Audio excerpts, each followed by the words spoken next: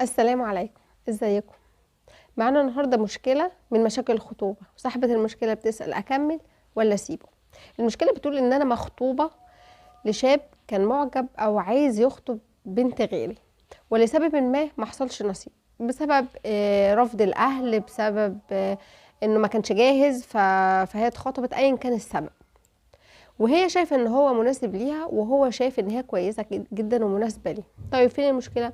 المشكله ان البنوته دي حاسه منه بتجاهل وعدم اهتمام.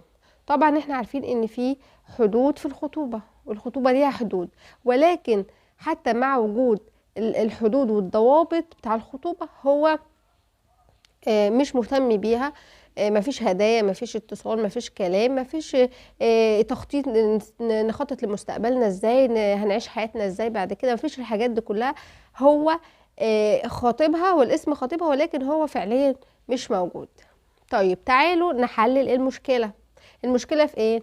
المشكلة انه هو كان معجب بالبنوتة دي، والله اعلم كان بيكلمها، ممكن يكون يعني كان في علاقة بينهم وفي كلام وكده.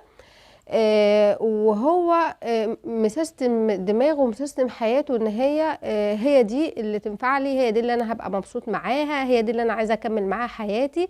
وبسبب ان هي رفضته، هو راح اتقدم للبنوته دي وخطبها علشان يخرج من الألم اللي هو عايشه، او بسبب ضغط الاهل، او بسبب علشان يثبت لها ان انت مش اخر واحده في الدنيا، او علشان هي دي سنه الحياه ولازم يخطب ويتجوز.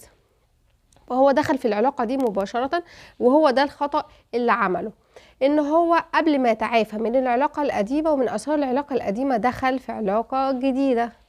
وده خطأ بيقع فيه كتير من الناس، اللي هو بيتعرض للانفصال او طلاق او فسخ خطوبة، ان هو يدخل في علاقة مباشرة علشان يعالج اثار العلاقة الاولى. وده بيبقى خطأ كبير جدا، لانه بيظلم نفسه وبيظلم الطرف التاني.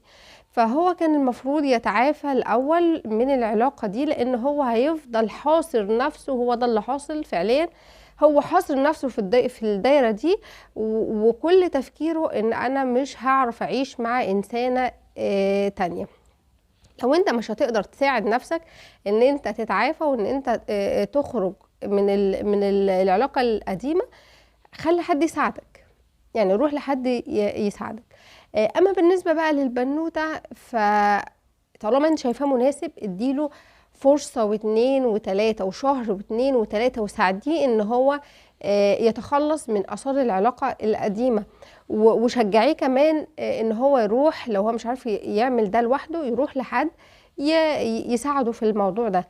ولكن لو ما لقيتيش اي تحسن ولو حتى بنسبة قليلة، فما تاخديش اي خطوة في حياتك. ما تكتبيش كتاب، ما تتجوزوش الا لما تبقي متأكدة تماما انه الشخص ده خلاص هو نسي الماضي ومستعد ان هو يكمل معاكي حياته. لان في احتمال من الاحتمالين: احتمال ان هو يتجوز وينسى وتمام، يقتنع بيكي ويعيش حياته تمام، تعيشوا حياتكم مع بعض تمام. الاحتمال التاني ان هو يعني هو بيوعدك ان هو هيتغير، بس هو مش قادر، هو حاصر نفسه في العلاقة القديمة.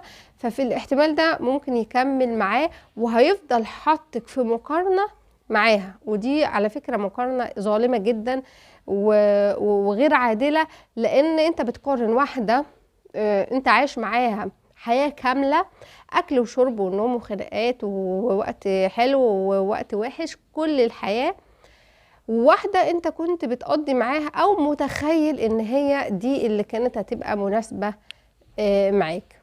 الكارثة بقى الكبيرة انه لو دي ظهرت قدامه بعدين، ودي بتحصل كتير، ان كان بيكلم واحدة او كان خاطب واحدة قبل كده وما حصلش نصيب، وفجأة تظهر قدامه، فهو بيبقى مستعد يعمل اي حاجة علشان يرجع لها.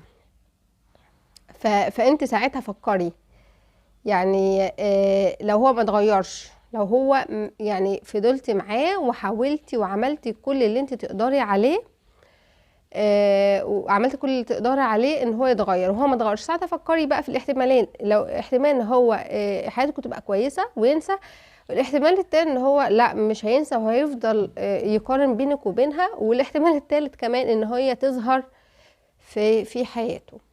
وبعد كده خدي القرار.